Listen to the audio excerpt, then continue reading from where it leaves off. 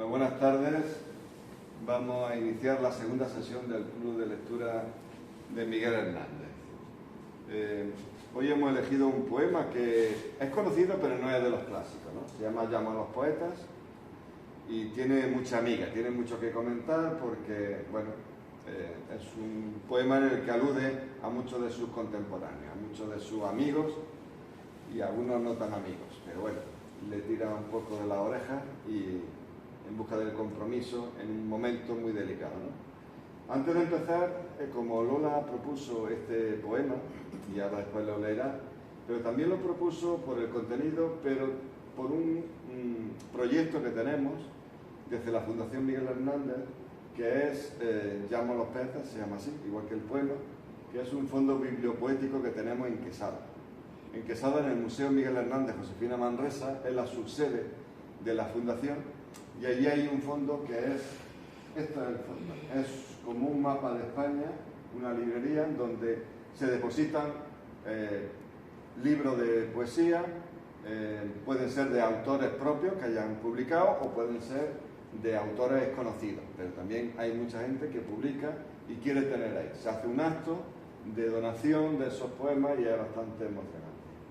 Esto está allí al lado del Museo Miguel Hernández Josefina Manresa de Quesada. Bueno, y aquí tenemos al creativo, al creador de esta iniciativa. Hace ya, ¿cuánto hace, Pedro? Pues la verdad es que lo diseñé en la pandemia, porque estábamos proyectando para una asociación de proa diferentes proyectos para Jaén y lo consultamos y lo aprobamos en la asociación como un proyecto recomendable, no que fuera exactamente de proa. Pero todo el origen viene porque estando grabando un vídeo en Quesada, al alcalde, era un vídeo sobre Miguel Hernández, un centenario, y le dije, Manuel Vallejo, este museo tiene que ser un lugar de peregrinaje de poetas. A eso se le llama la idea generatriz, ¿no? Se me vino a la cabeza. Hombre, lo primero que pensé, y coincido con José, es que el mejor homenaje que le podemos hacer a Miguel Hernández es ir leyendo su obra poquito a poco y conociéndola, ¿no? Porque es un grandísimo poeta. Pero lo segundo es que ese museo tan bonito y en Quesada, tan alejada de Jaén, en una esquina, ¿no? Como está ahí, y tan alejada en la esquina de Andalucía, teníamos que hacer algo especial para que fuesen las personas, ¿no? Y entonces se me ocurrió la idea de que la biblioteca tenía que tener forma de mapa de España. ¿Para qué? Para que los poetas que venían de Sevilla, de Alicante, de Valencia, pudieran poner su libro en la provincia donde están. Sí. Lo que dice Pedro es que lo que hay ahora mucho es autobuses de club de lectura, grupos poéticos o gente afín que le gusta la cultura sin más, algunos que van y llevan sus libros allí. Es decir, Alfonso Fernández Malo estuvo hace poco, la Fundación Caja Rural, en fin, es continuo. Es continuo. Y termino. Tiene el mismo nombre del poema, ¿no? ¿Por qué? Porque es llamar a los poetas, llamar a los que escriben poesía para que donen ese libro. Y es uno de los proyectos que yo creo que es único en España, ¿no? Como biblioteca de poesía no conozco que haya ninguna en España, y sería de poesía contemporánea. La diapositiva que hemos visto anterior tiene importancia porque conseguir raptar prácticamente a Paco Ibáñez para que fuera a padrinar el proyecto antes de haberlo construido la estantería, porque la estantería nos dio muchos problemas burocráticos. Nos decían en el área de cultura es que no tenemos dinero para pagarlo, ¿no? Bueno, pues yo decía, yo no puedo poner los libros en el aire ni en el suelo. Conseguimos al final, cuando ya venía un viaje de poetas, conseguimos construirla en muy poco tiempo de una manera muy sencilla, ¿no? Los libros que se entregan se sellan. Este es del presidente de la Asociación Colegial de Escritores de Andalucía, Manuel Gaete, pasa. Bueno, ya te digo, siempre estaré agradecido a Paco Ibáñez que vino, que visitó el museo y que vio el proyecto original, que es este, antes incluso de imprimirlo, ¿no? Esa es la foto en la que me siento más feliz que una perdí, porque yo amaba a Paco Ibáñez desde que... Estas son las dos figuras que hemos visto, dibujadas por Elena Yáñez, con un gran trabajo de reinterpretación de fotografía para crear la silueta donde se pueden fotografiar las personas que van. Además tenemos un espejo reciclado y donde los poetas se ven los versos del poema que vamos a leer hoy, ¿no? La estantería tiene incluso la escalera de la libertad, ¿no? Para amor, vida y libertad, y he puesto las 3 palabras clásicas porque era muerte, ¿no? Pero nos quedó muy bonita, muy sencilla, después de estudiarla con arquitectos y diseñadores. En el preproyecto, antes de imprimirlo, Ángel Vera lo aceptó de alguna manera, pero me costó mucho sacar adelante el proyecto hasta que no tuve el apoyo de la Fundación Legado y de Marcelino y del propio Paco Reyes, que dijo, ya está bien, no te voy a hacer la estantería si es preciso. Fijaros que empecé en Facebook haciendo una campaña con imágenes, con estos afiches, diciendo Miguel Hernández tiene un museo en Quesada, que merece la pena que vengáis a verlo. Y estas cosas fueron funcionando en Facebook de tal manera que se enteró grupos de poetas de Almería y de Granada, antes de que estuviera construida la estantería, que vamos para allá.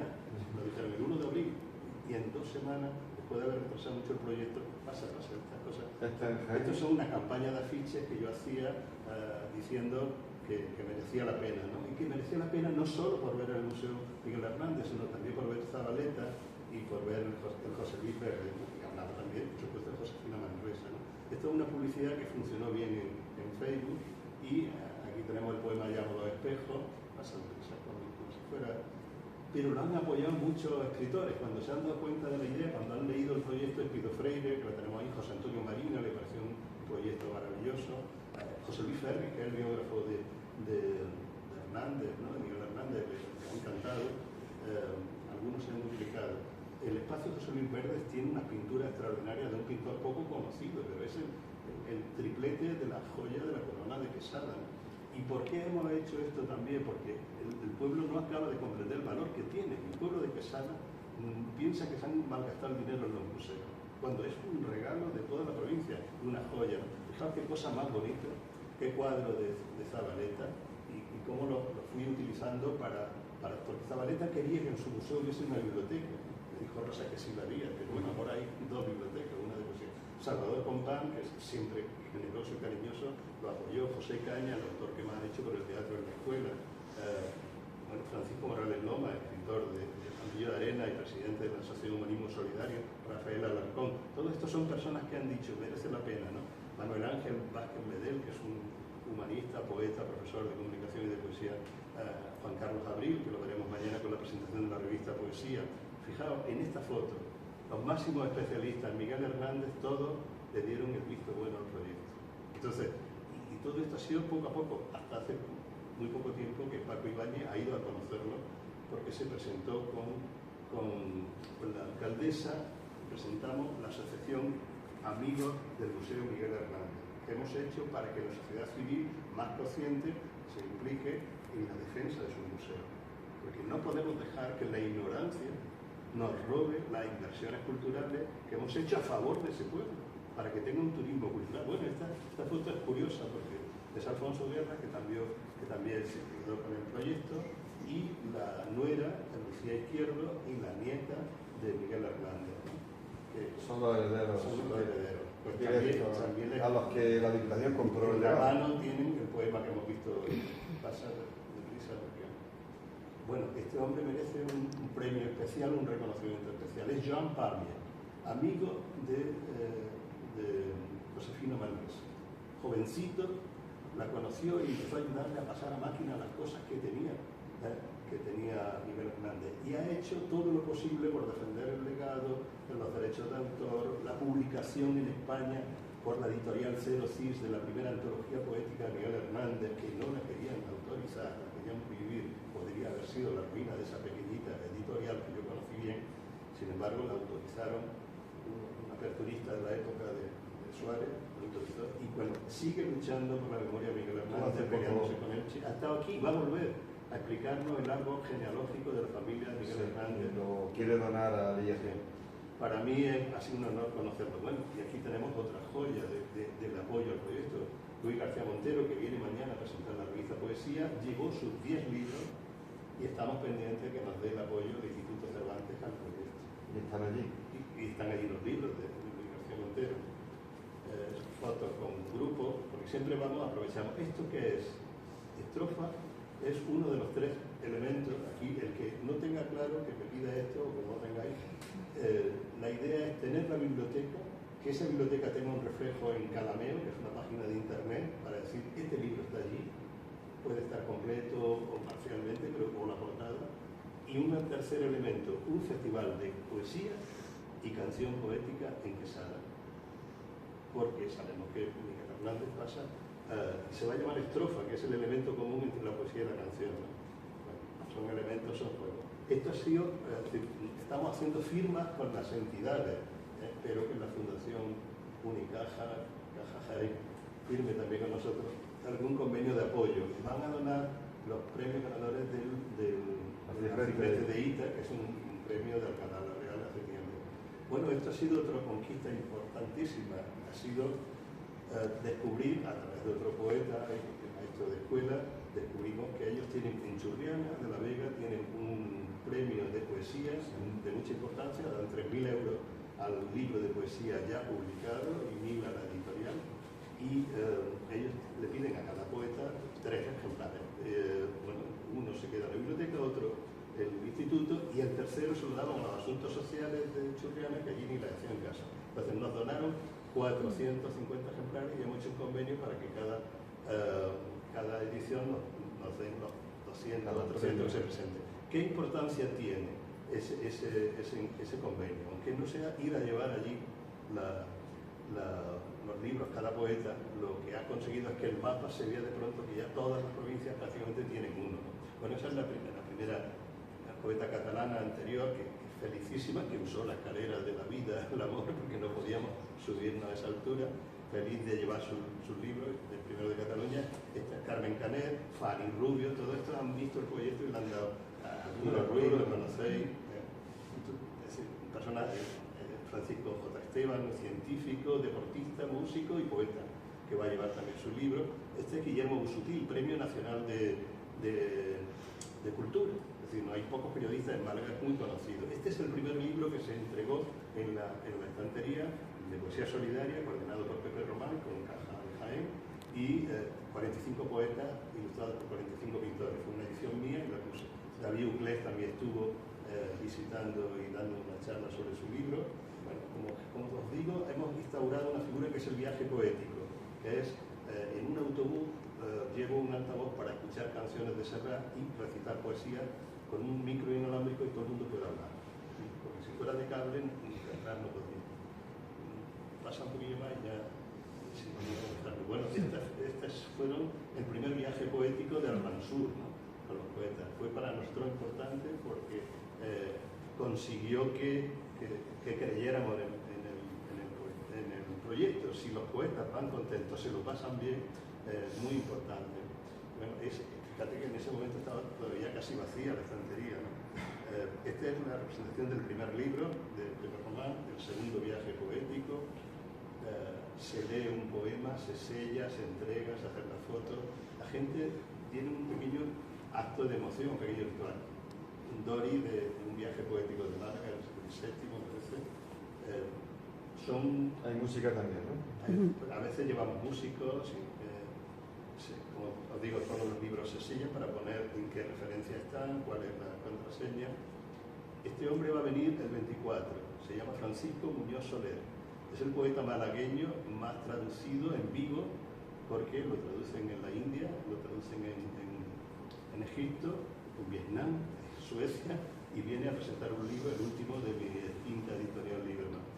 Sigue, esta es una poeta estuvo en la Asociación Colegial de Escritores. Siempre que vienen algunos dicen, pero ¿quién es esta poeta? ¿Qué pintor más extraordinario? Se da la sinergia de que es muy conocido, más tarde encargado. Y pasa. Miguel Hernández es muy conocido porque Zabaleta, como no se ha estudiado bien en los libros de texto, de arte, de la historia del arte, pues mucha gente no la conoce, lo conocemos en Jaén y en Granada, ¿no? Y ciertos niveles. Bueno, parece que se ha agotado. Vamos a las últimas, a ver si las cargas, es que no las termino de cargar, es que son muchas. Bueno, yo creo que os hacéis una idea, es que tengo infinidad. Iba a contaros que uno de los viajes poéticos más emocionantes, que todos son para mí muy, muy bonitos, ¿no? Pero vino de Vélez Málaga, del Club de Lectura Mainaque, venían a hablar con David Ple de sus libros. Y esta ha sido la conferencia de Joan Pàmies allí sobre Josefina Manresa. Entonces, quiero decirte, este era Guillermo Busutil que estaba diciendo, esta fue las primeras reuniones de la asociación Amigos del Museo. Es muy difícil hacer una asociación legal, mantener un buen clima. Hemos pedido una cuota muy pequeña, se puede asociar cualquiera. Yo invito, por favor, que por 10 euros al año, por 10 euros vamos cumplidos, así nos van luego las cuentas, pero podéis apoyarnos. ¿Por qué? Porque no solo queremos que se conozca la obra de Miguel Hernández y la labor de Josefina Manresa, sino que queremos que los valores del poeta y el proyecto Llámalo Poeta siga funcionando. Os digo, hay la última anécdota, mi amigo Antonio Guzmán, que viene de ese viaje poético de Málaga, lee un poema de Mahfoud Darwish, un poeta palestino que estuvo en la cárcel, que ya ha muerto, que ha padecido toda la opresión del pueblo palestino, y mi amigo Antonio Guzmán de Huelma, profesor que conocí en La Guardia, ahora profesor de instituto en Málaga, muy querido, con el que he tenido muchos proyectos de trabajo, leyó ese poema en árabe. Emocionante. Y él emocionado también, ¿no? Hasta Ángel Pérez Gómez, uno de los profesores de didáctica de la Universidad de Málaga. Está viniendo gente que valora, que es un proyecto muy sencillo, que ha costado muy barato.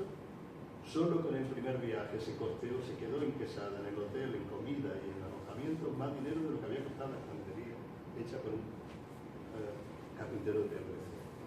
Quiero deciros con esto, a veces la creatividad tiene que servirnos para potenciar la cultura y valorar el papel de la poesía, porque si no tenéis esto, leerlo, la poesía tiene una función especial en el humanismo, en la defensa de la palabra e incluso en el ejercicio neuronal de la cabeza, porque nos exige tener mucha atención para asociar las metáforas que escribe el poeta. No voy a decir nada más, simplemente que por favor, que si os gusta, ayudéis a difundir el proyecto y si os apetece, apuntar a la asociación y os mando los links. ¿Vale? Muy bien. Yo creo que es que había infinidad de fotos, había 4 veces más de las que hemos visto, pero no podemos cansar. ¿Vale? Gracias, José. Nada. Si alguien no lo sabe, aquí tenemos el libro de la antología, que coja quien no lo tenga, si lo quiere tener, y también marca página. Pasamos entonces directamente a la lectura, cuando estés preparado, ¿verdad?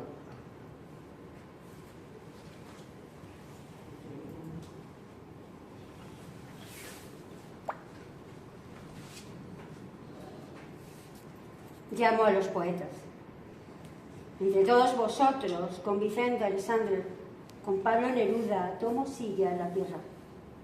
Tal vez porque he sentido su corazón cercano, cerca de mí, casi rozando el mío. Con ellos me he sentido más arraigado y hondo, y además menos solo.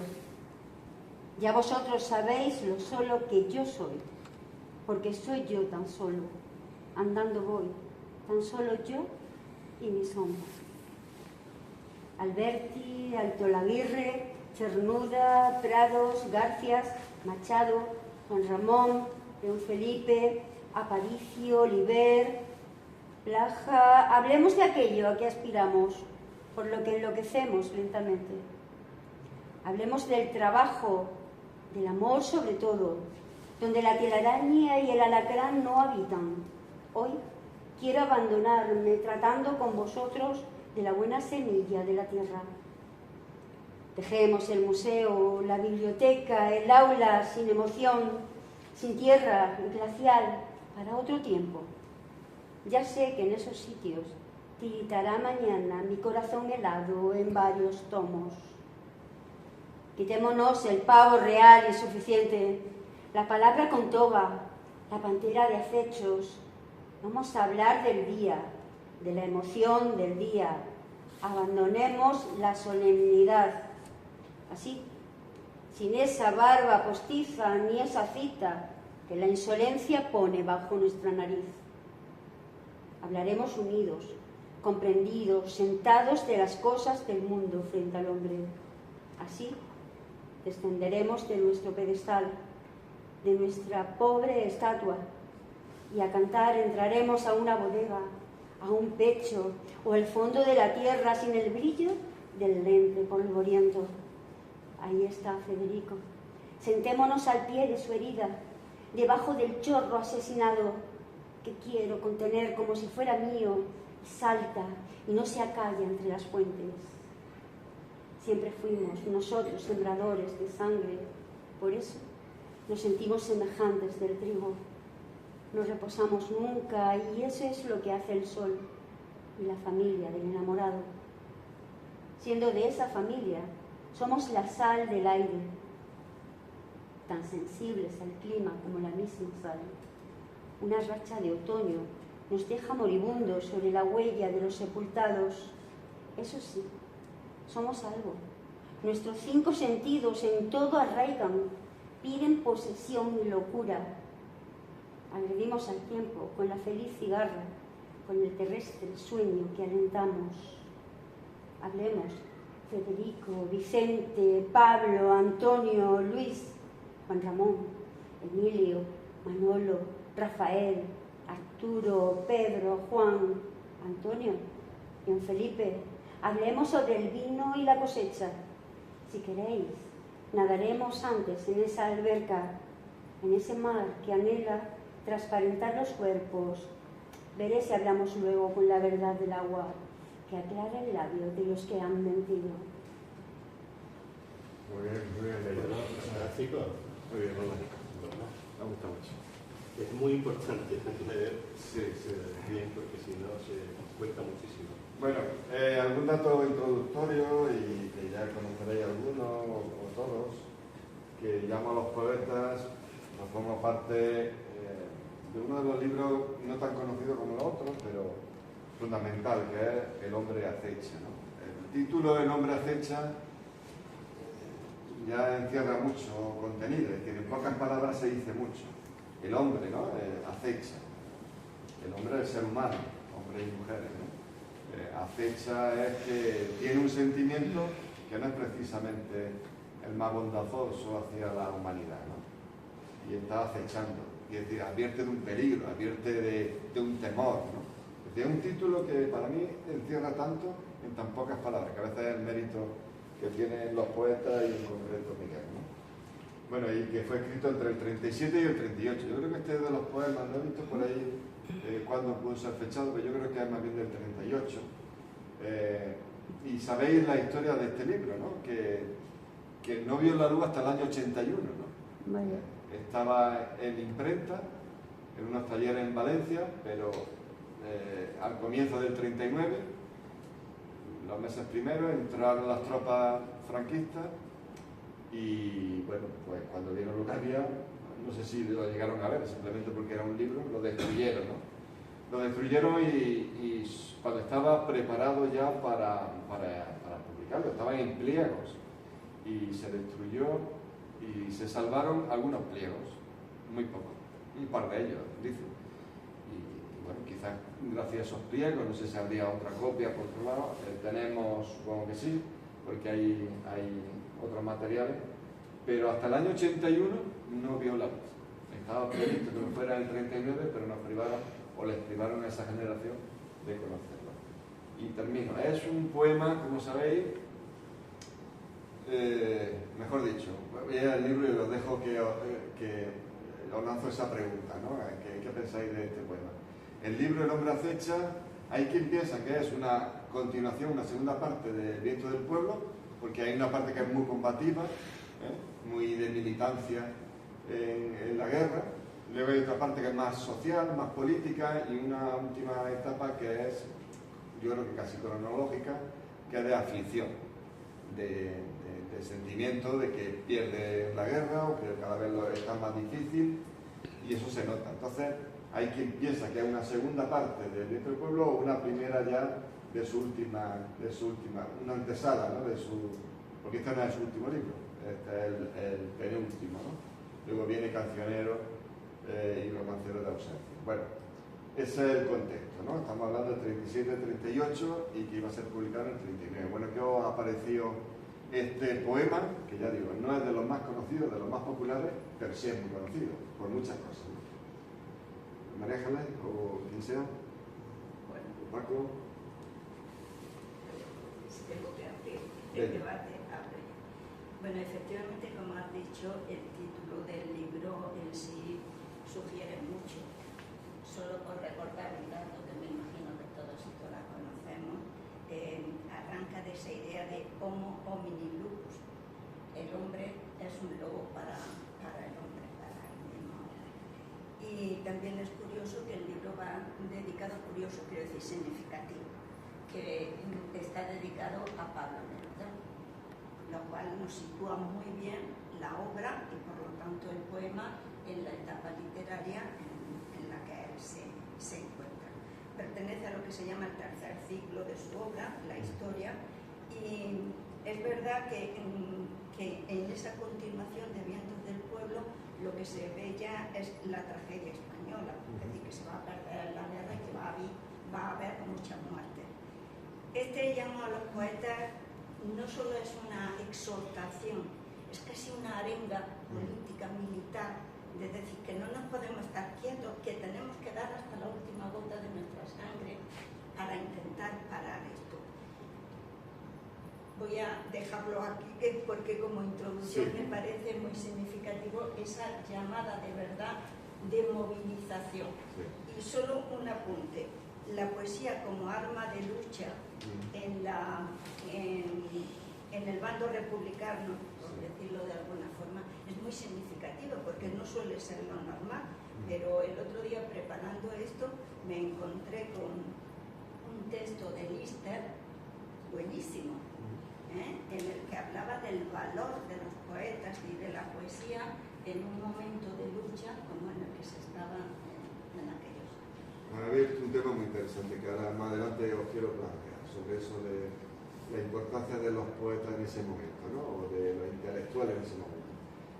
Hay dos partes. La primera más bien es de homenaje a sus amigos poetas, porque tenía sobre todo en ese momento que agradecerle a dos que le ayudaron mucho, como Pablo Neruda, que es al que le dedica el libro, y a Vicente Alessandre. Por eso la primera parte es más de agradecimiento, de homenaje, ¿no?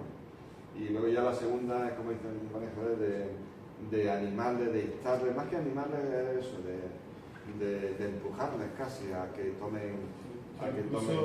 Es como si cogiera por los hombros, sí, como de la a cada poeta y decir, espabilad, dejado ya de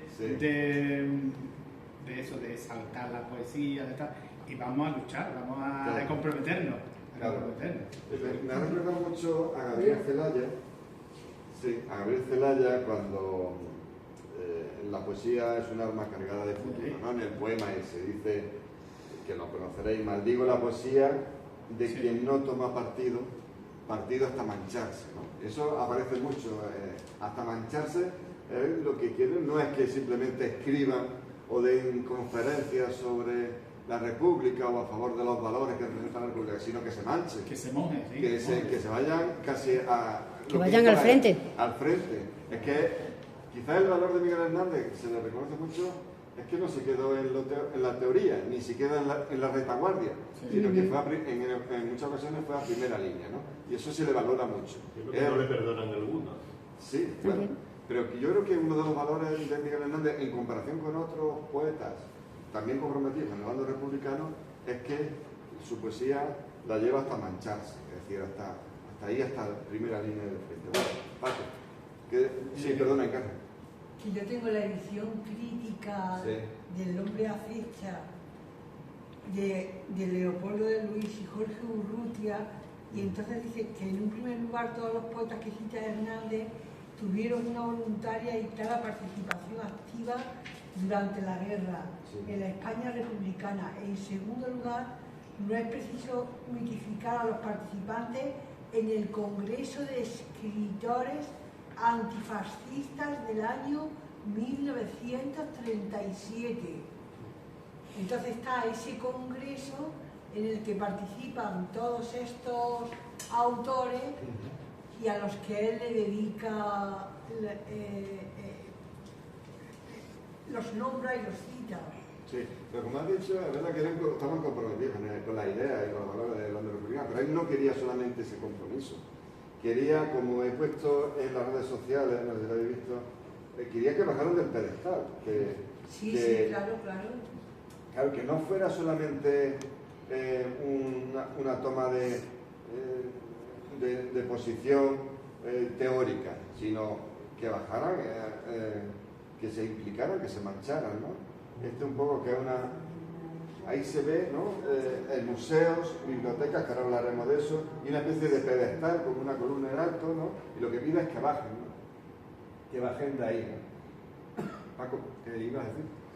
No, estaba comentando eso, que era eso, como un zarandear a los poetas y que se mojaran, que ya era hora. De todas maneras, yo lo he visto, yo no diría que este es un poema social, de lo que llamábamos poesía social, con Celaya, Platotero. Creo que es más bien un poema humanista, porque... Y combativo, ¿no? Combativo, pero de una manera muy suave, en el sentido de que... Bueno, suave según lo mires. No dice la palabra guerra, no dice la palabra lucha. Sí, pero hay muchas palabras. Pero les dice bajaros del pedestal, salir de los museos, salir de los libros que estaremos en los tomos. Sí, pero eso es una posición crítica, ¿no? Quitémonos el pavo real. Sabéis que hay guerras de poetas que son absurdas, no deberían existir.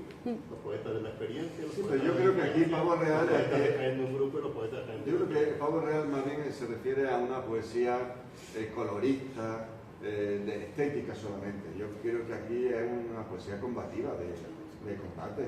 Un pavo real es un ave que es muy agradable de ver, pero ya está, ¿no? Sí, sin ornamento. Exactamente. Esos ornamentos que tiene la poesía, pues que sean más directos, más de lucha. Exacto. Que no se...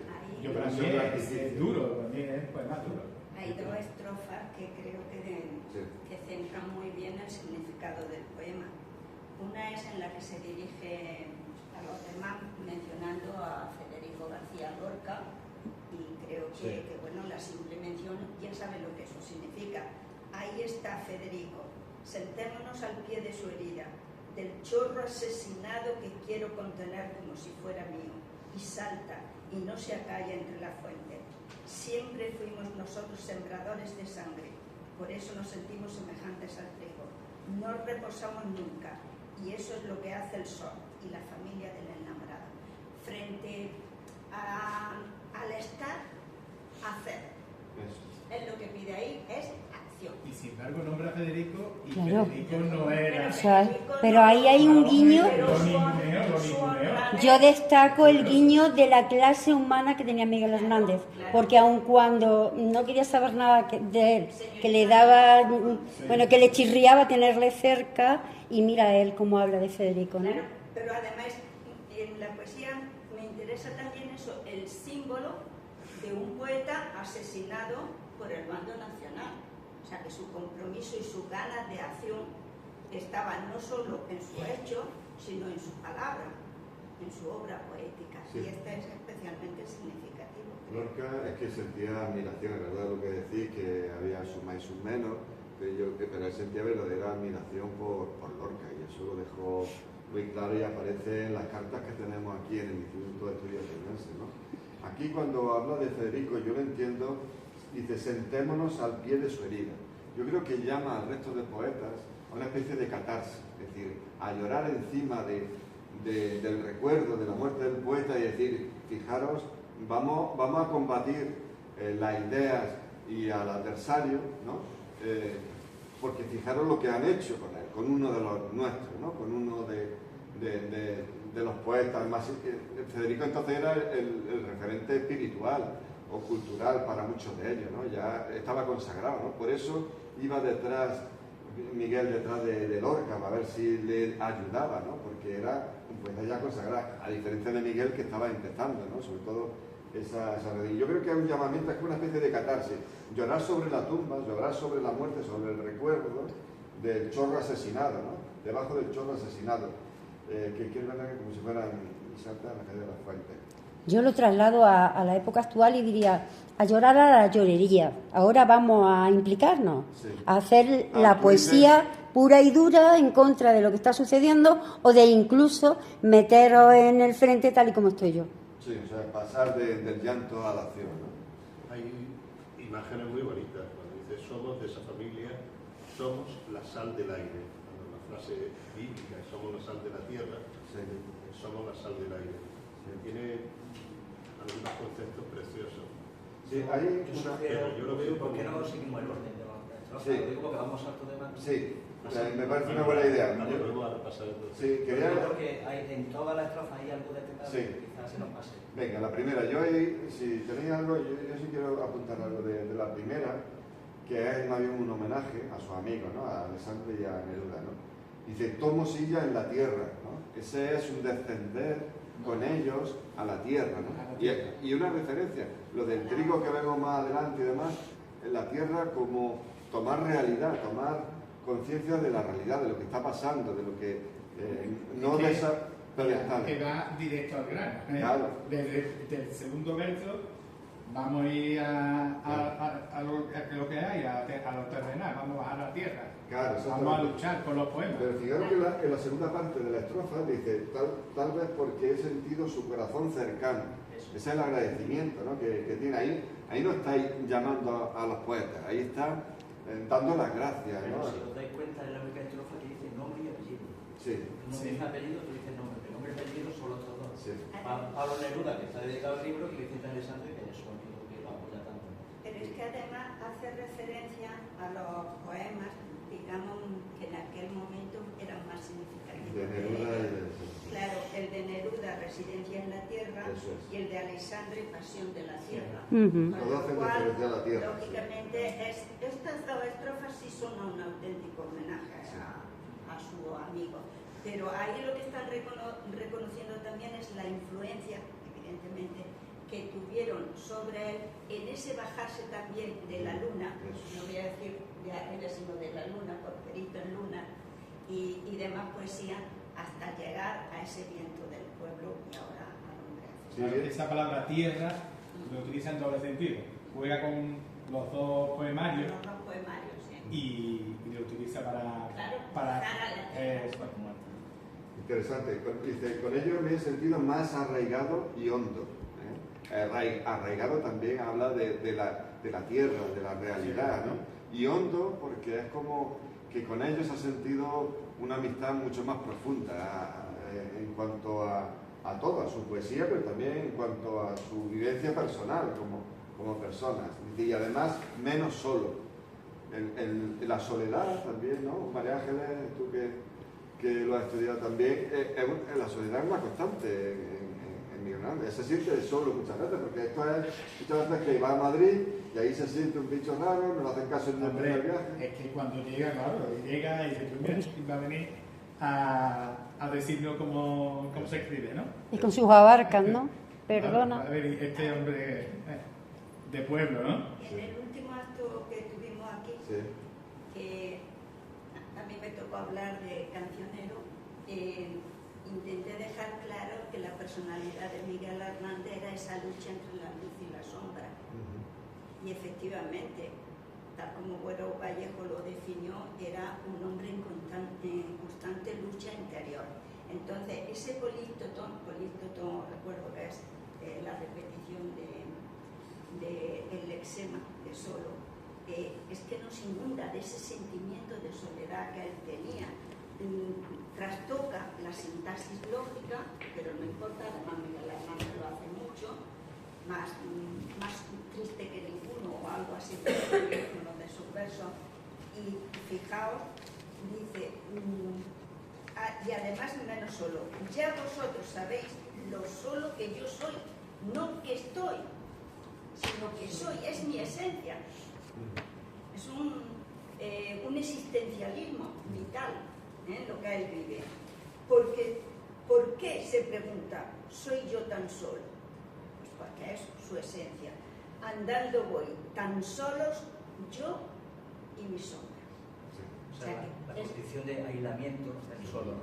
Sí, la acentúa. Y de cómo vive la propia esencia. Y luego dice la misma estrofa, dice, ya vosotros sabéis, ahí establece un tono de confidencia. O sea, primero se define el que está solo y ya él le habla a los demás. Sí, como si ya supieran ¿De qué le estaba hablando?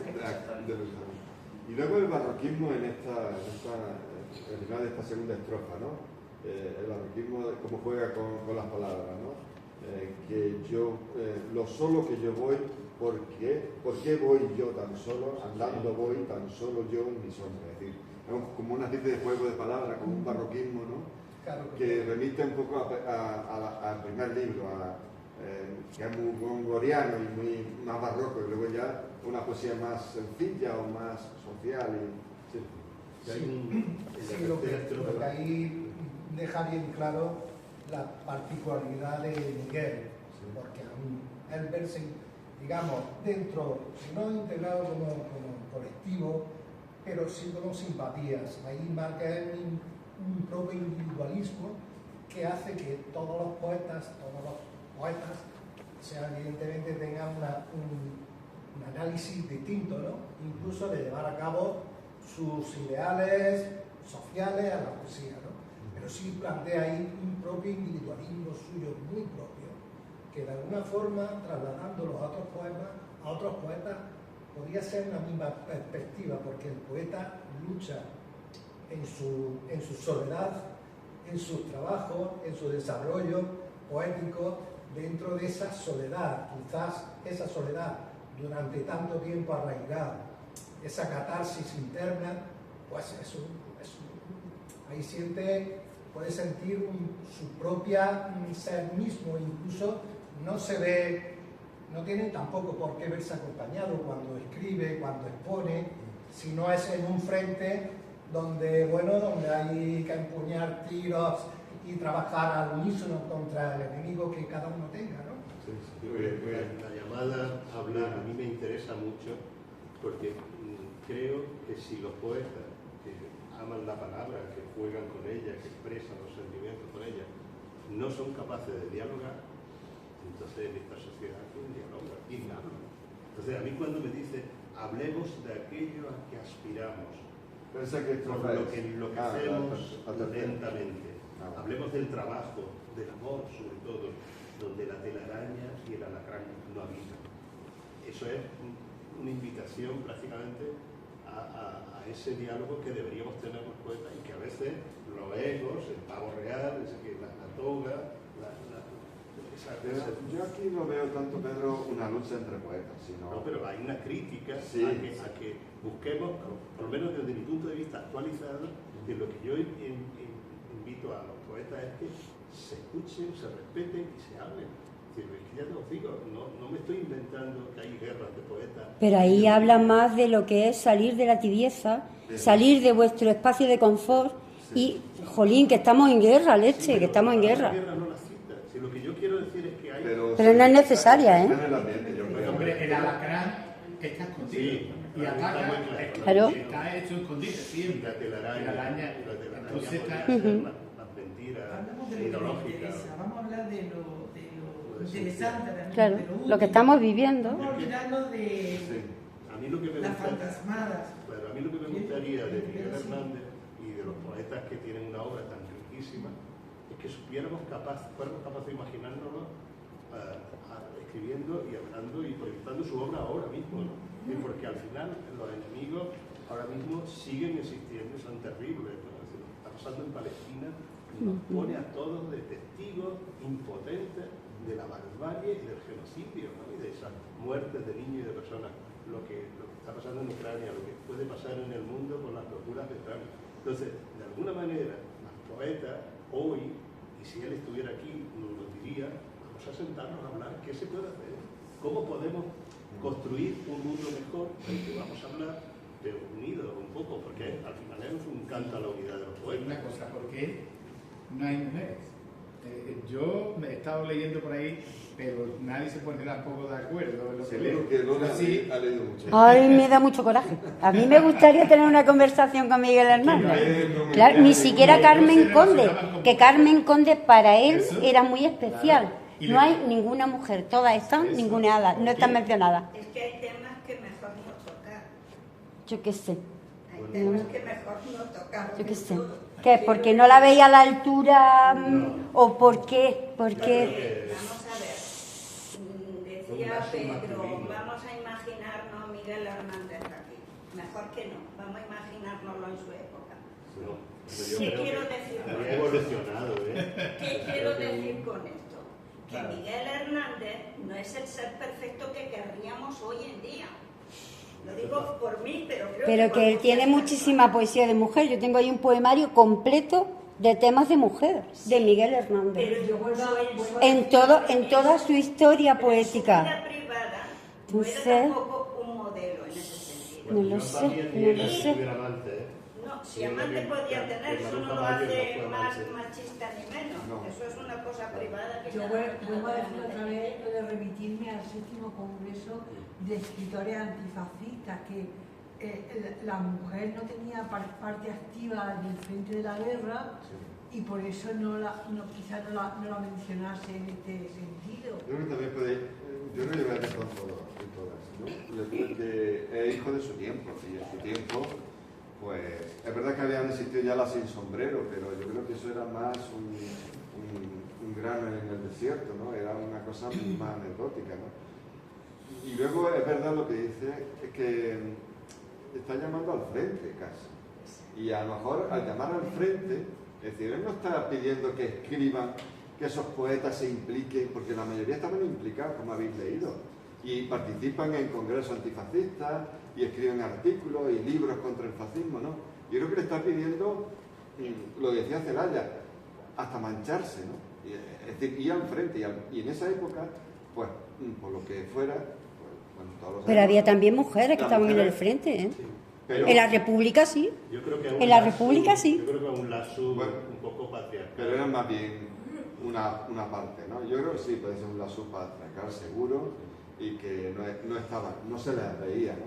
Pero ya es verdad que había muchas ya de la generación del 27, las sin sombrero son de la generación del 27, son de los años 20. Y esto está escrito casi 20 años después, o No, 15. yo quiero recordar un libro precioso que se llama La conspiración de las lectoras, que trata de José Antonio Marina y de una colaboradora suya, y trata del centro cultural que crearon, Liceum, la mujer de Juan Ramón Jiménez, y bueno, varias mujeres muy activas que hicieron realmente una especie de centro cultural femenino, y José Antonio defiende si la posición de estas mujeres se hubiera mantenido, no hubiera habido guerra civil, ¿no? De alguna manera, es decir, la visión que daba la cultura. Pero es verdad que, y hay una anécdota de Miguel que dicen que pasó así, yo tampoco estaba allí, va a este liceo, viene de la guerra y se cambió con todo y les dijo... Bueno, porque estaban de fiesta. Sí, sí, sí. Estaban de juerga. Y se ganó una hostia de lo más grande, Yo ¿no? creo que ese es el telón de fondo de gran parte del poema, salvo las dos primeras estrofas. Y antes de seguir, que no quiero que se me quede en el tintero, lo que decía de la soledad. Yo creo, ¿no pensáis que es una soledad porque él se siente muy distinto a esos intelectuales, a esos poetas? Sí, Por su totalmente. extracto social, por su vivencia, que muchos de ellos es que eran Lorca, por ejemplo. Sabemos que era una familia burguesa o pequeño burguesa. Neruda, quiero recordar que era cónsul, ¿no? de Chile, y era gente acomodada. Él no. Y yo creo que esa soledad remite también a eso. Y sobre todo la vivencia cuando va a Madrid y ve que no le hacen caso, ¿no? Es como un bicho raro y se ríen de lo rural que es, de lo rústico, de cómo viste. Y yo creo que esa soledad tiene que ver también con... Y eso también le hace exigirle o pedirle que se impliquen más, ¿no? Porque ellos, como decíamos, llega a la fiesta esa y le echa una bronca, bueno, hay insultos, de Vaya. de todo, Sí. y con insultos, porque me Además, muy malsonante. porque, y acordaros, creo que lo vimos en la otra sesión, cómo a la gente de Jaén también echa una bronca, ¿no? Porque están en la retaguardia. Por su pasividad. Exactamente, y están cómodos en la retaguardia y no saben que unos kilómetros más allá se está muriendo la gente. Se está defendiendo la República y ellos están tan cómodos en la retaguardia. Sí, pero hay también un tema. Si la guerra duró 3 años, no es porque la gente estuvo de brazos cruzados. Ya.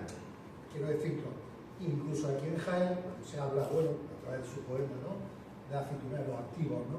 Si es verdad que yo conozco gente que se alinearon con 16, 17, 18 años, gente de estos pueblos, de los pueblos de Jaén, y que algunos fallecieron a las 2 semanas en Madrid, a las 3 semanas en Madrid. Puedo decir digamos, con hechos concretos. Un hermano de mi padre, pues analfabeto, con 17 años, se alineó para combatir el golpe de Estado, combatir aquel golpe de Estado. Bueno, pues murió en Segovia en agosto del 36, al mes, 2-3 semanas duró, en este caso, el hermano de mi padre. Quiero deciros que, aunque él sienta que, bueno, que hay que levantarse, hubo amor. Si no, la guerra hubiera durado 2 semanas. Yo creo que pedía más implicación de todo el mundo, del pueblo llano, de los intelectuales, de todos. Quería que dieran un paso más. Él no podía callarse. Sí, no podía callarse. Tampoco era de callarse. Claro, por eso le hervía la sangre. Yo creo que el poema, es verdad que cuando se empieza a leer un texto y luego cuando empezamos a comentarlo, tenemos que partir de contextualizarlo. Este es un poema de exaltación, de exhortación para ir al combate casi. Eso sí. Es verdad que son poetas, son poetas, no le van a decir coger el fusil, pero el trasfondo está clarísimo. Y hay muchas palabras, muchísimas, desde glaciar, que es la frialdad de los poetas, la sin emoción, el aula, la biblioteca, el museo, de esas palabras Es que están todo diciendo decía Encarna, prácticamente todos los poetas que citan más o menos, al menos algunos de los que yo he tomado nota, tienen un compromiso político, social clarísimo a favor de la República. Firmaron ¿cómo se llama? La ponencia colectiva de ese Congreso Internacional Antifascista en Valencia. El 7º Congreso. Sí. O sea, que ellos hacían lo que podían. El mismo Juan Ramón Jiménez, que tiene cierta mala fama, pues es conocido que en su casa acogió a muchos niños para protegerlos de que tuvieran que salir al exilio y demás. Pero por Juan Ramón Jiménez se fue de los primeros, claro, aunque luego volvió. Por eso digo que incluso... Entonces, yo creo que por eso también lo menciona. Bueno, porque un poquito de por favor, ¿no? Por eso digo, pero que su compromiso a favor de la República, más o menos, era claro. Sí. Da un paso más.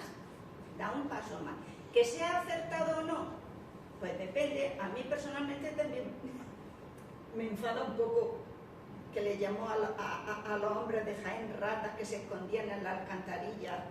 A mí eso... Pues si lo hizo, yo personalmente digo que sería por algo. Alguna vez, efectivamente, pero en cualquier caso está claro lo que él pretende. Lo que decía María del contexto, es decir, imaginaros a alguien que está en primera fila y ve cómo muere la gente, cómo muere a tiros de un bando y de otro, ¿no? Y luego va a la retaguardia y ves que la gente sigue su vida.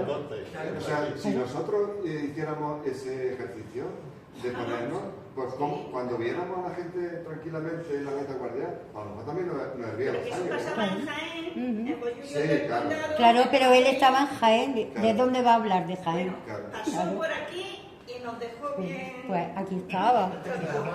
Y además vivió en un barrio que se llama La Alcantarilla. Vivió en un barrio que se llama La Alcantarilla. Pues de la rata. La de la rata, que pudo verla. Vería rata. Antes que se me olvide, José Luis Ferri, el biógrafo de Miguel Hernández, saca ahora un libro de las poetas de la generación del 27, todo dedicado a poetas mujeres. O poetisa, que ya no sé si es una palabra... Yo digo poeta, a mí no me gusta poetisa. A mí lo de poetisa me lleva desprecio que le hacían a Federico de vez en cuando. Uy, yo tengo Sí, yo creo que tiene una carga ya peyorativa y una discusión por Facebook. Claro, ¿por qué me va a llamar poetisa? Llámate tu poeto, ¿no? ¿Poeto? Cuando lo llama a combatir al frente, no tiene por qué ser coger un fusil necesariamente, sino que él está en el frente, pero está arengando, está haciendo propaganda, está animándole, está incluso leyendo poesía, diciéndoles por qué se luchan. Sí, que muchas veces en la primera fila, el frente, la primera línea no es solamente coger un fusil. Yo creo que se refiere más bien a eso. Es decir, no espera que Neruda o que Alessandro o que el otro coja un fusil. A lo mejor es que son incluso los más torpes para coger un fusil, pero sí pueden en primera línea, donde está la gente muriendo, pues animarla, ¿no? Levantarle el ánimo, decir por qué luchan, ¿no? Yo creo que a eso Lavalle se refiere. Yo quiero recordar una anécdota personal de mi padre. Mi padre estuvo peleando en el Frente Republicano y lo cuento en este libro. Y en un momento él lo nombraron cabo porque sabía leer y escribir. Y pasó alguien del Frente Nacional, hizo alguna cosa destacable. Cuando yo le preguntaba, ¿pero tú disparabas a matar? Decía yo de mí, yo siempre disparaba para el frente, pero no tenía intención ni conciencia de matar, ¿no? Mi padre era una buena persona y supongo que hizo lo que pudo y se cayó lo que no querría contar. En cualquier caso, le dieron un permiso y estuvo en una plaza de toros de Valencia con un recital en el que yo imagino que estaba Miguel Hernández y a veces iba Alberti o iban algunos otros poetas. Mi padre se sabía de memoria El Niño Yuntero, porque él había sido un niño yuntero, y admiraba profundamente a Miguel Hernández. Pero digo esto por lo de los recitales, había recitales de poesía en los descansos y en actos del leer sí. un trocito de lo que decía Lister? Es que me ha llamado especialmente la atención por el personaje, que no es que yo lo conozca, pero vamos, no parece que sea el hombre más sensible del mundo, como para fijarse en esto. Yo, que no entiendo nada de poética, les estoy profundamente agradecido a los poetas por el importante papel que la poesía ha desempeñado durante la guerra.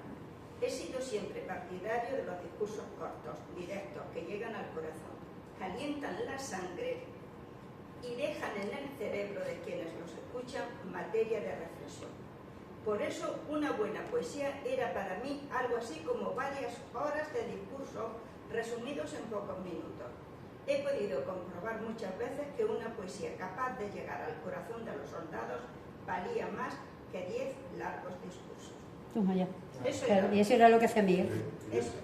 Y eso pensáis que esa es la importancia que tienen en ese momento los poetas, ¿no? Que hoy en día nos cuesta un poco trabajo entender, decir, bueno, ¿y por qué un poeta es tan importante en una guerra, ¿no? Que parece una contradicción, ¿no? ¿Qué hace un poeta en una guerra, ¿no? Pero eso que dice es verdad, un discurso es largo y se va de uno, pero un poema que sea directo y luchador y ya, pues Los arengaba, los calentaba y los hacía ser más fuertes. Claro, y si encima lo recita como arengando y tal. El mismo Lister pues se da cuenta, sabe perfectamente y es consciente de que una verborrea de media hora o más, que es lo que suelen hacer ellos y ellas, los que suben a esos púlpitos a movilizar a la gente en una plaza, en un descampado, donde sea, ellos son conscientes de que echar un rollo, vamos a decirlo así, un rollo a la gente, bueno, aplaude y se va cada uno a su casita, ¿no? Sí. Interesante, porque fijaros, vamos a ponernos en la situación, año 37, 38, ¿qué propaganda se hacía entonces? Es decir, ¿qué medios de propaganda había? No había televisión, la radio no existía prácticamente, estaba incipiente. Estaba muy cogida por Internet tampoco, ni redes sociales, es decir, ¿cómo llegaba? La hostalilla, artículos en la prensa, en revistas, los libros. Una población analfabeta. Exactamente. Entonces la arenga era muy efectiva. Y yo creo que él llama a sus compañeros intelectuales, poetas, para que vayan al frente, sobre todo para hacer eso. Es decir, la importancia es que hoy no le vemos tanto, es decir, un poeta en una trinchera que hace ahí. Porque además, me imagino yo este poema recitándolo él. En el disco de Manuel arengando además. Siendo... Te lo imaginas, ¿no? Sí, dando. En el disco de Miguel Hernández, la última es la voz de Miguel Hernández arengando precisamente. Sí. El último tema es la voz de Miguel Hernández. Bueno, por ir avanzando, quería vuestra opinión sobre el final de la tercera estrofa, ¿no? Cuando dice hablemos de aquello a que aspiramos, 2 puntos, por lo que hacemos lentamente. ¿Qué entendéis ahí? Hablemos de aquello a que aspiramos, 2 puntos, por lo que enloquecemos lentamente. ¿A qué se refiere? Sí, aquí habla, bueno, está imitándolo todo a la conversación, que luego dice los nombres de abajo, ¿no? Sí. Y aquí hablan de las aspiraciones y las pasiones que lo consumen a los poetas, ¿no? Por eso es lo que lo enloquecemos lentamente. Es la pasión de poeta que tiene, aprovecharla para encender a Vale. Y eso es lo que yo interpreto. Y no, sí. No, pienso que en el primer verso de la siguiente estrofa lo aclara. Hablemos del trabajo, Eso es. es decir, el trabajo no en el sentido solo físico, Eso es. sino lo que tenemos que hacer, la obligación de hacer algo, y del amor sobre todo. Sí. Del amor en todos los sentidos. No dejan de ser poetas. Dice, donde la telaraña y el alacrán no habitan. Evidentemente, yo voy a volver, perdónenme, a lo de esa oposición luz y sombra en que se manejaba él y su obra. Si el trabajo y el amor, digamos, el trabajo como que, perdonad la expresión, me suena un poco anticuada, dignifica al ser humano, sobre todo si es en beneficio de la sociedad, y el amor como un sentimiento propio del ser humano, eso sería la luz frente a la telaraña y el alacrán, que es la oscuridad total, es lo peor del ser humano.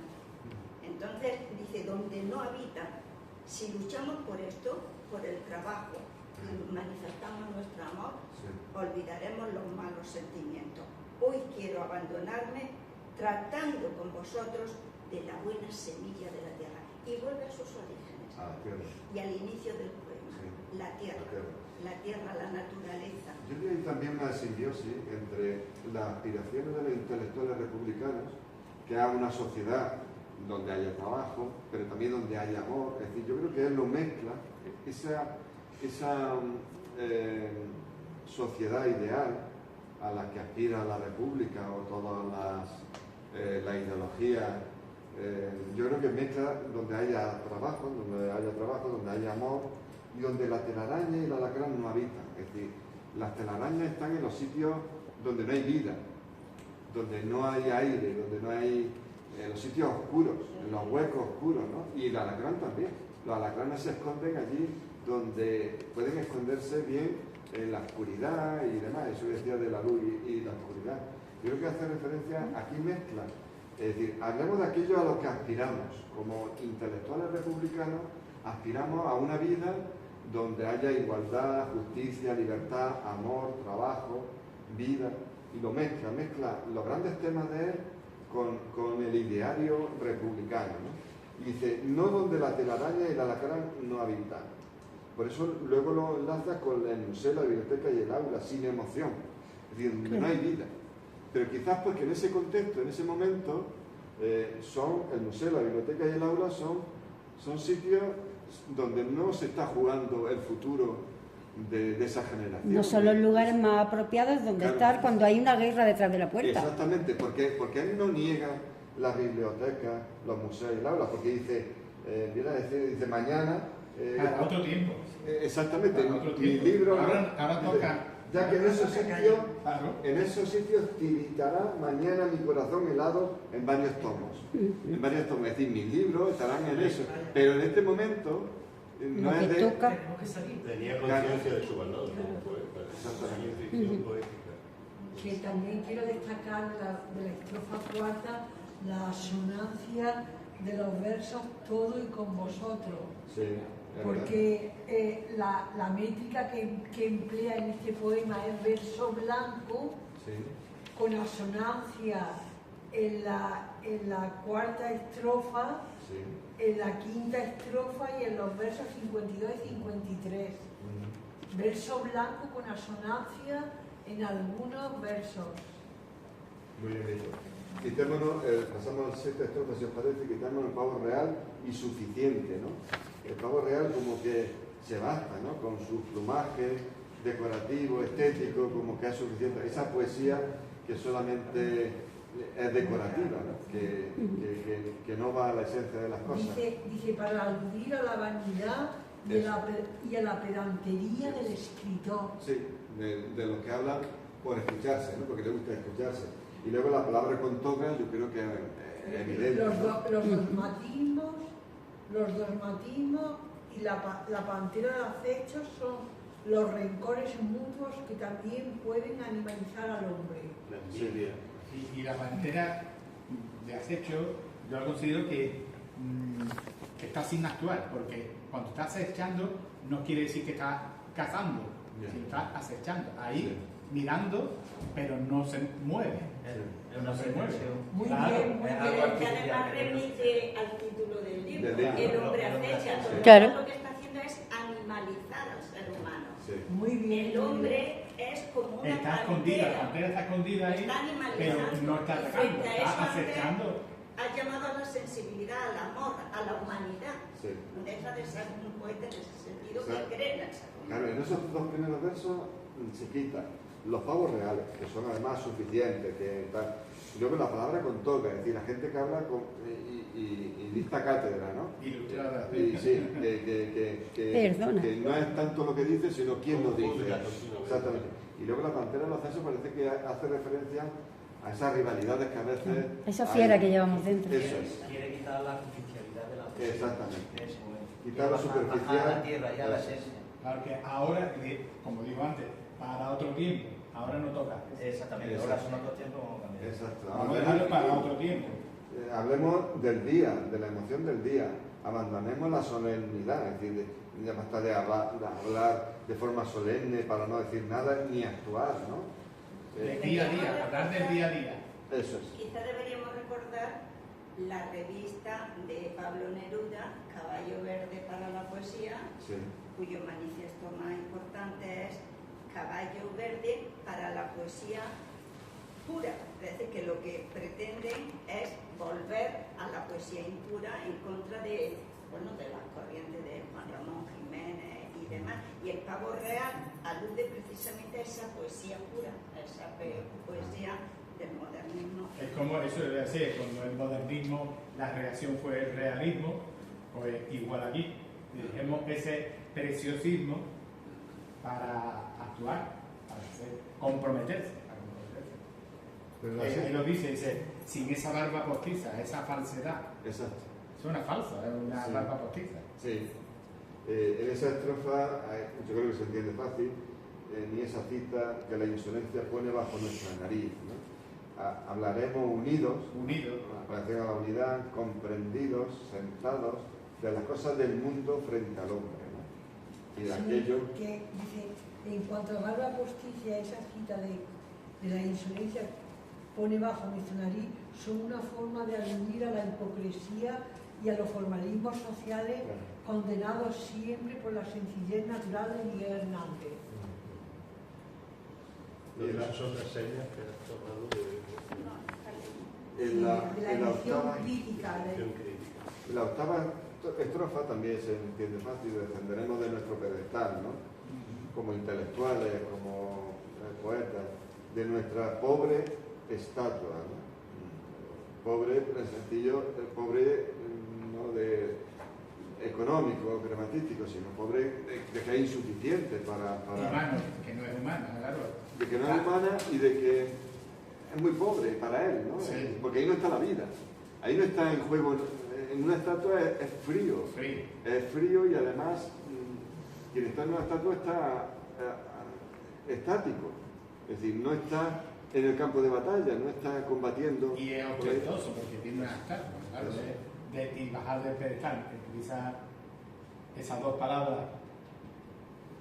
Y luego aquí hay como un cambio diciendo, no queremos esto, es decir, no queremos una barba postiza, ni lo de la toga, ni tal, y ahora dice lo que quiere. Dice, vamos a cantar y entraremos a una bodega, es decir, donde está el pueblo. A los espacios íntimos. Exacto. Deja lo de fuera a los espacios íntimos, la bodega. Yo, más que el espacio íntimo, yo creo que es donde está la vida, donde está la gente. La Al bodega, pecho, el pecho es fondo llegar a la de- gente al corazón, Al corazón. Sí, al corazón de la gente, ¿no? Al fondo de la tierra, sin el brillo del lente, ¿no? Aquí es el lente. Vamos a ver, y iba a decir hasta una cosa. Supongo que del lente, yo no lo he analizado, será de la lente, ¿no? Sí, yo creo que sí. Pero en cualquier caso iba yo antes a decir El que monóculo lo que está a lo mejor es más claro. Claro, eso pensé yo. Por eso digo que será la lente o el lente. No lo sé si tiene que ver con mi inocencia, pero muchas veces tampoco tenemos que encontrarle el significado exacto a cada palabra, sino la emoción que nos llega. Yo no sé exactamente qué quiere decir, no quiero saber lo que me da igual. Y a cantar entraremos a una bodega, a un pecho o al fondo de la tierra. Pero eso que nos llama, que nos llega como esencia del pueblo llano, el pecho donde se encuentra el corazón, la bodega donde se juntan los hombres del pueblo sencillos, el fondo de la tierra, que es lo que nos da la vida, de donde germinamos, eso frente al brillo del lente polvoriento. Me da igual lo que quiera decir. Para mí la oposición está muy clara. Bien visto. Bueno, cada uno tendrá su interpretación. Para mí el Creo que brillo del lente... polvoriento, por entenderse, en el frente de guerra, donde todos han puesto observancia. El lente. Sí, puede ser una interpretación. Pudiera. Como dice Manuel, puede haber varias. Para mí es como el intelectual, la gafa. Sí. La gafa del intelectual, polvoriento en el sentido de que... Está en los museos, está Sí, en es un intelectual. Biblioteca. Exacto. Que no ve la realidad. Exacto. Pero a mí puede haber varias.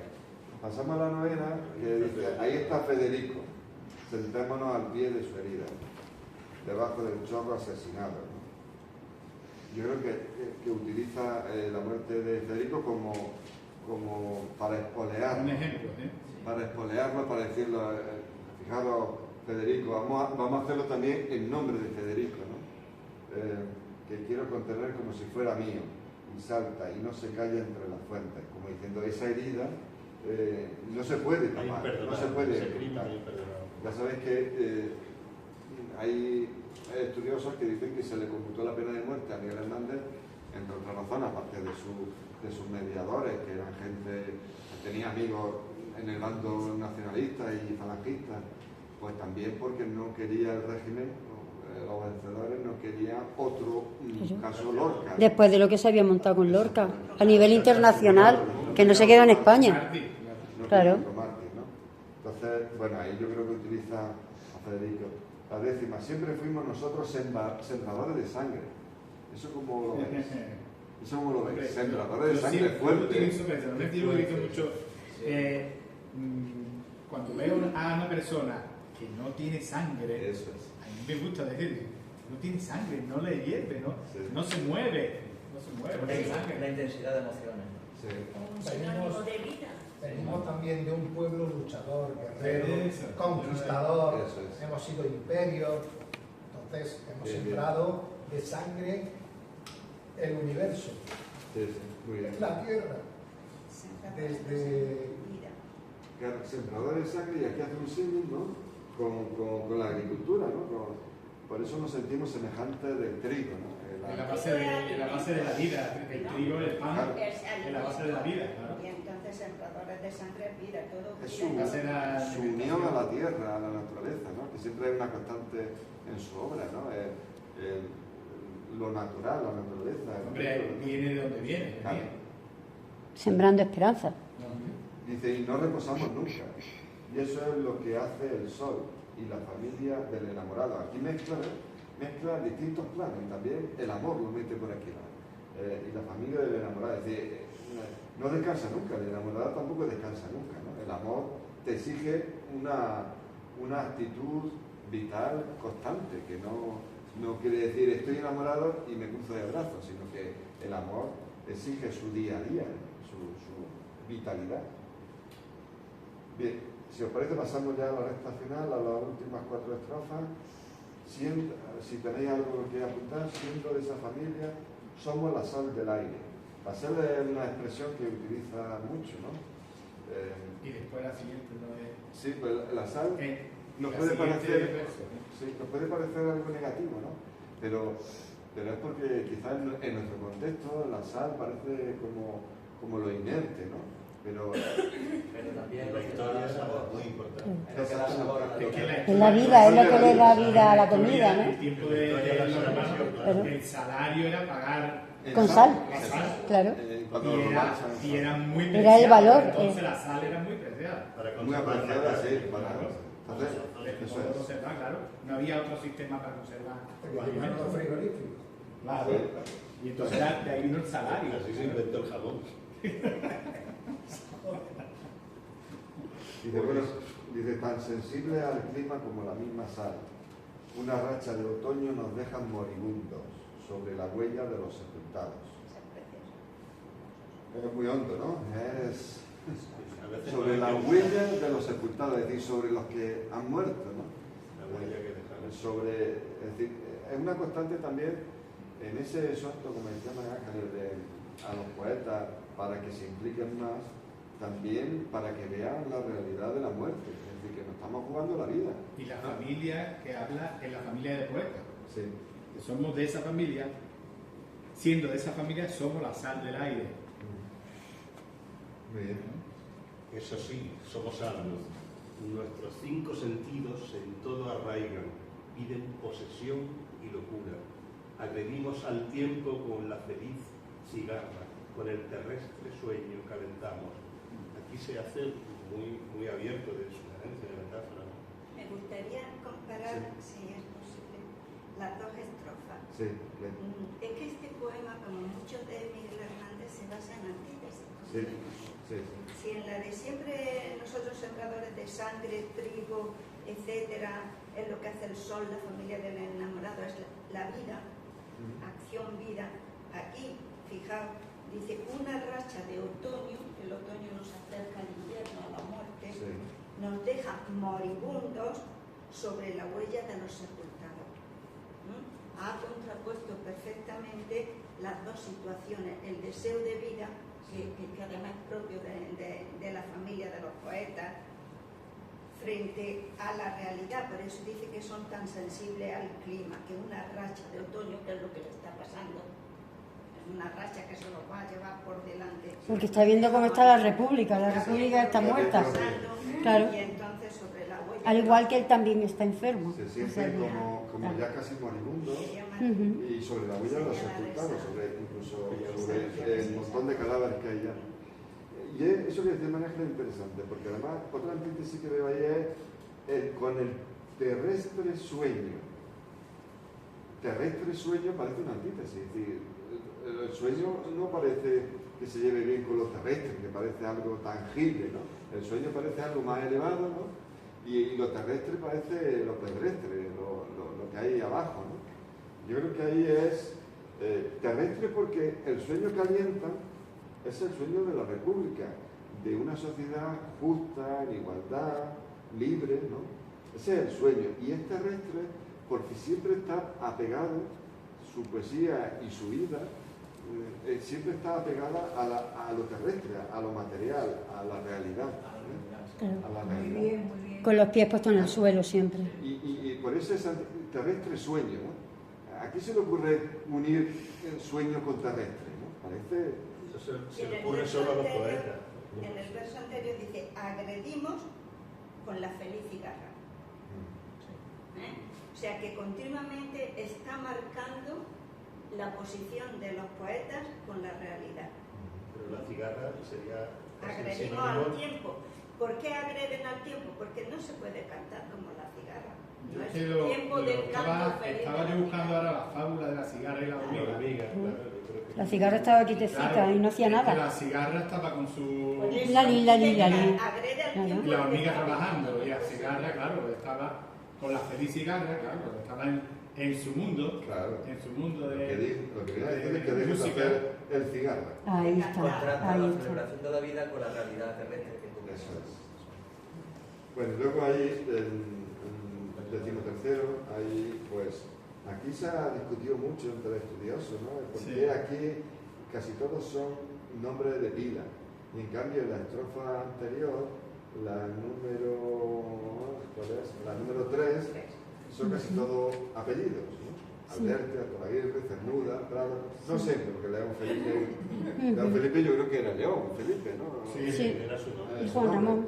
Pero quizás ahí es que he pensado, digo, si dice Felipe solo, que a lo mejor es el apellido, ¿no? De León Felipe a lo mejor el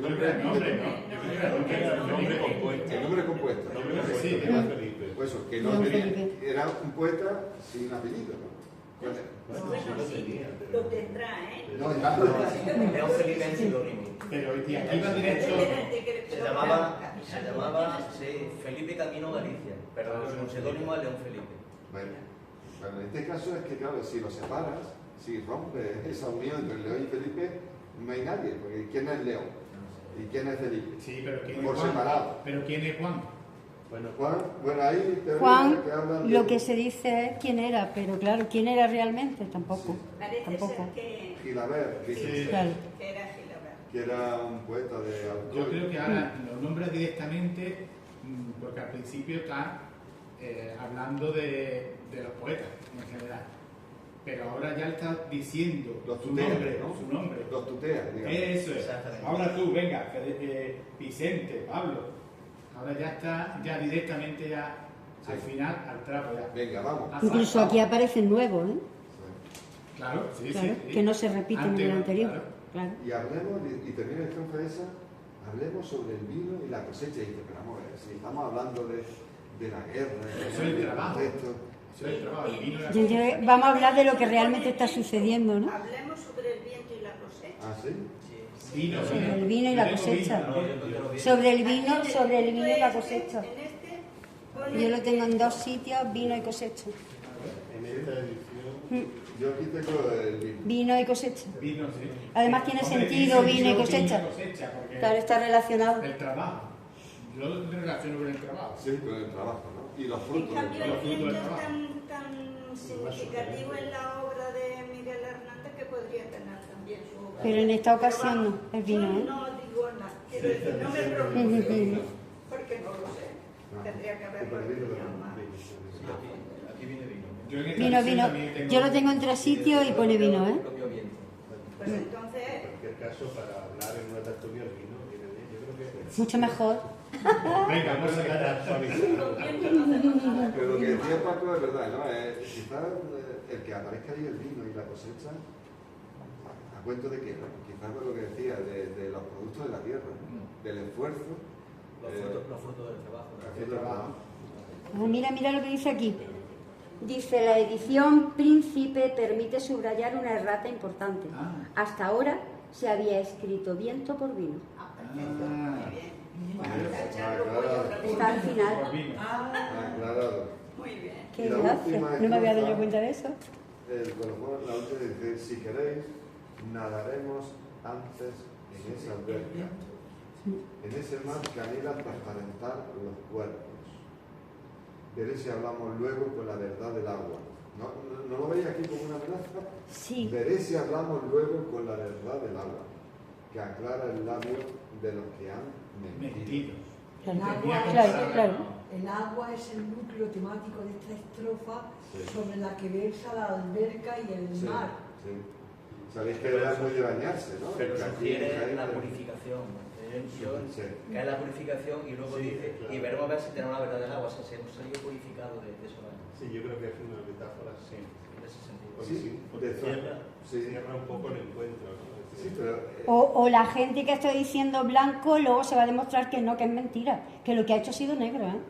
ya, pero bueno, Van a ser descubiertos con el tiempo, porque el tiempo es quien le da la razón a la situación. Eso es lo que yo veo. El agua como eso, purificación, pero también como transparencia, ¿no? Mm. Como verdad. La verdad del agua. Luego El agua habla de transparente. aclarar el labio de los que han mentido. O sea, Claro. Mi verbo ya es cierto. Sí, claro. Claro, aclara el labio de los que han mentido. O sea, la mentira va a ser descubierta. Eso es. Dice, Una vez que tú sigas hablando. Si queréis, nadaremos antes en esa alberca. Es verdad que tradicionalmente en literatura el agua estancada es símbolo de muerte, Sí. frente al agua que corre, que es vida. Pero dice, si queréis, nadaremos antes en esa alberca. Es como algo de nuevo que lo acerca al pueblo. Sí. Ujú. En ese mar parece como que la alberca lo identifica con mar, como agua estancada, que anhela transparentar los cuerpos, es decir, algo especial que nos va a hablar de la esencia, de cómo es cada uno. Por eso dice, veré si hablamos luego, es decir, una vez que hemos pasado por esa etapa de ver la muerte de cerca, si luego hablamos con la verdad del agua, que el agua es vida, es pureza, porque se sobreentiende que es un agua corriente, que aclara el labio de los que han mentido. Y desde luego está Miguel Hernández en esencia. Vamos a dejar yo me voy a hacer humana totalmente del pueblo pisando tierra. Y digo, si queréis hablamos de lo que tenemos que hablar. Que así nos vemos claritos como somos cada uno. Y la verdad será vista a través del agua y cada vez que hables se verá si estás diciendo la verdad o estás mintiendo. Ahí lo dejo. Yo se lo voy a poner de examen a todos los poetas que vayan. El mar genera los cuerpos, porque en verdad el mar, tú te bañas en el mar y normalmente no te ves el cuerpo. No te ves, no es el agua potable, el agua de la alberca. Sí, que es más transparente. Por eso anhela transparentar los cuerpos. Que no se vaya a uno al Caribe. Pero si el mar nuestro, alude a la muerte, ¿no será que al final en la muerte es cuando todos revelamos lo que hemos sido de verdad? Que somos todos iguales. Dentro del mar no se ve si eres rico, si eres pobre, el estatus que tienes, somos todos iguales. Sí, que anhela, el mar anhela, porque en verdad en el mar no se ven los cuerpos. No. Se transparenta. Transparentar los cuerpos. Claro. Es decir, que se vea el interior. Claro, de cada persona. En esta edición Claro.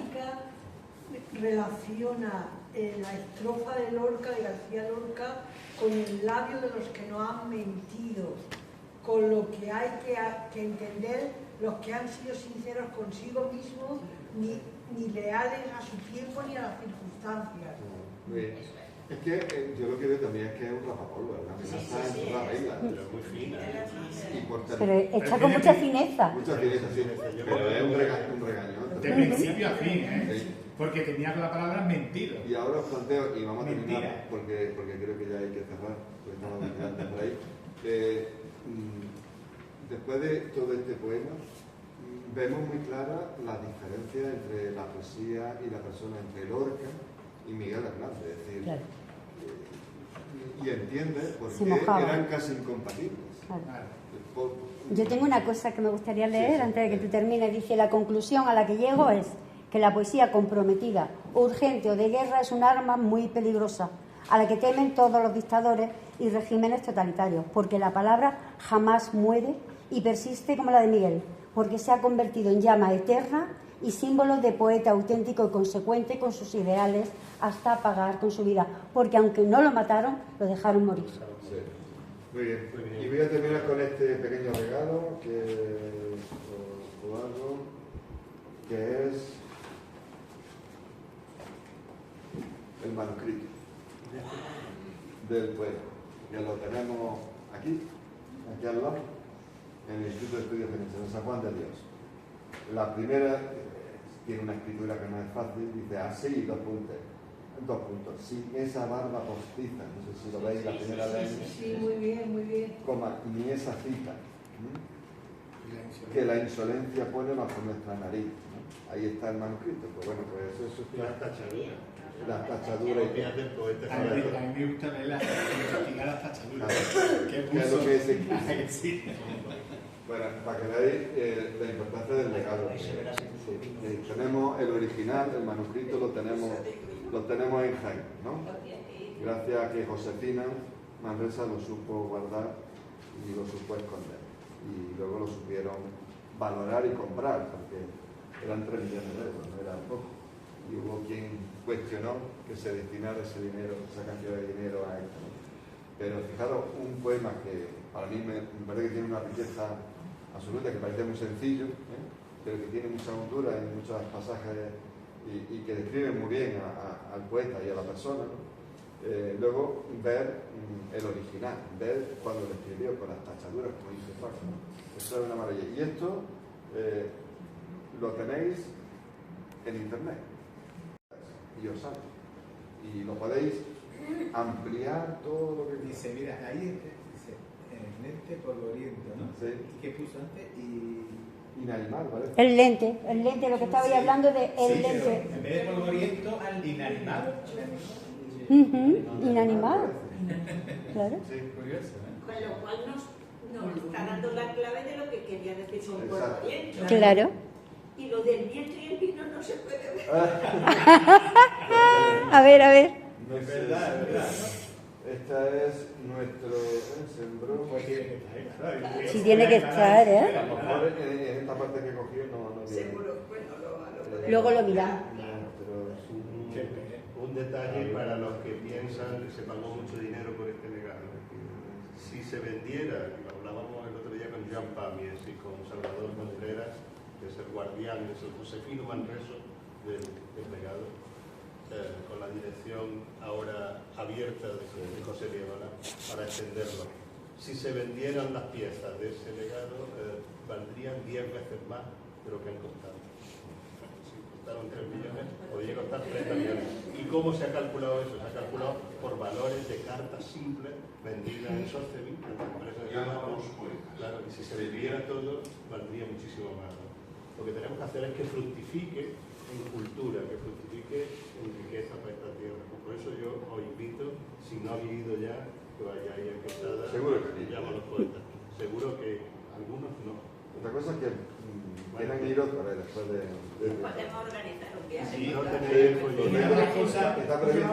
una de las cosas que me llamó la atención, la lechera y la celda, esa que están hay una anécdota desgraciadamente bien preciosa. recreada, ¿no? Sí, hay una anécdota preciosa que Me cuenta impuso, Rosa me Valiente. impone. Impones, ¿eh? Hay una anécdota valiosa que cuenta Rosa Valiente cuando va con un niño pequeño y le dice, y metieron a Miguel Hernández en la cárcel, y dice un niño pequeño, y si era bueno, ¿por qué lo metieron en la cárcel? Claro, qué conciencia de lo que es el mundo puede tener un niño. La inocencia, ¿no?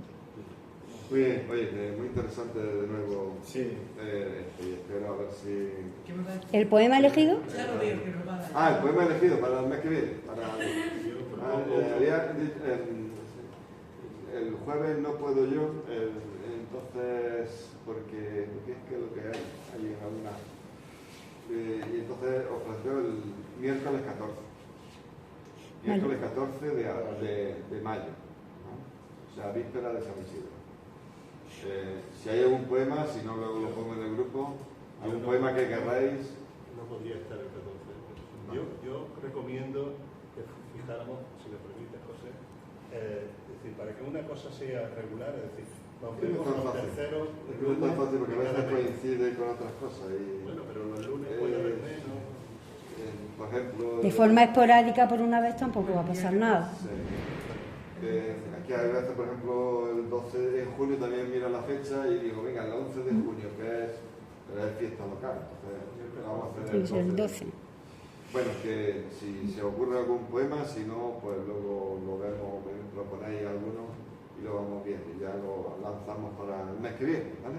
Yo tengo uno muy favorito, pero como es de lo último, me gustaría dejarlo para otra sesión. Vale. Propongo Me llamo Barro, aunque Miguel me llame. Eso es buenísimo. Y el Es niño muy Yunque, bueno, tiene mucha fuerza, es de la primera a mí etapa. que siempre me ha encantado ese mucho. Venga, ¿cuál? Bueno, pues vamos a votar, ¿vale? ¿Cuál? El niño Yuntero, ha dicho Niño Paco. Yuntero o Miguel. O Me llamo Barro. Me llamo Miguel. Da igual, todo hay tanto que... Sí, ¿no? Yo como decía que queremos hacer la obra en Pues como ese es para más postrero, pues tiramos con el niño Yuntero. El niño Yuntero. Conocido. No, el niño entero es posterior a este, ¿no? El niño entero es el carcelero de Eso es un soneto, ¿no? Me llamo Barro, ¿O que no? Miguel me llame, no es Es que no lo... un No. poema ¿De largo. qué? Pero en tiempo da igual, en tiempo da igual. Si tú lo quieres más adelante, Uno que sea ahora y después... Claro. Bueno, Da igual. luego ya lo decimos, ¿vale? Vale. Ya lo comunicamos en el grupo. ¿Vale? Bueno, pues muchas gracias. Gracias.